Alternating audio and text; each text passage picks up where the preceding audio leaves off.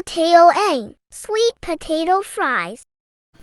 Hello guys, so ito nakagayat na tayo ng sweet potato, then nagbe-prito na din tayo dyan guys. At meron na din ako talaga na prito at kitang-kita naman kung gaano ako kagaling mag-prito, diba? Ay, brown na brown, sunog na sunog, yung iba.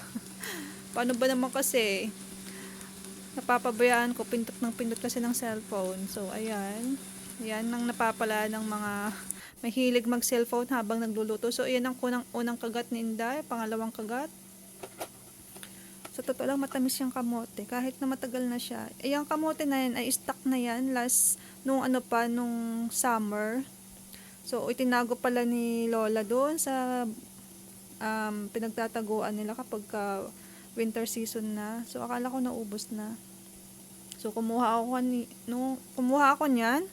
And, trinay ko pa kung pwede pa siyang iprito kung matamis pa rin siya. At yan nga, hindi nga ako nagsisi at matamis pa rin yung kamote kahit matagal na siya. At sa totoo lang ay hindi na ganun ka okay yung kamote na yan kasi may mga part na bulok na. Pero tinanggal ko na lang yung mga sira at matamis pa rin talaga siya. At yung iba dyan ay medyo malambot na pero okay pa naman. Masarap pa siya. Matamis siya. At hindi ako naglagay ako ng gatas. So, kain-kain lang si Inday. Ayan, kahit mainit, subo-subo, kain-kain lang. Ayan, sige lang, kain ka lang dyan ng kain. Alam ko dyan ka magaling sa pagkain. Pero sa pagluluto, nako, sablay. Kaya kawawa ang mapapangasawa mo kasi sa pagkain ka lang magaling. Ayan. So, ayan, kain lang si Inday. Oh, walang tigil ang subo, ang Inday.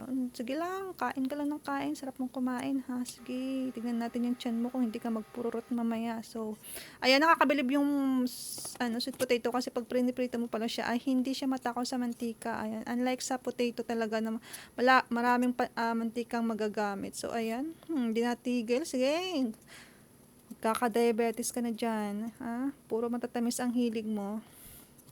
Pero sige lang, kain lang ng kain habang may pagkain pa yan. Thank you for watching. At sana hindi kayo magsawa. Bye.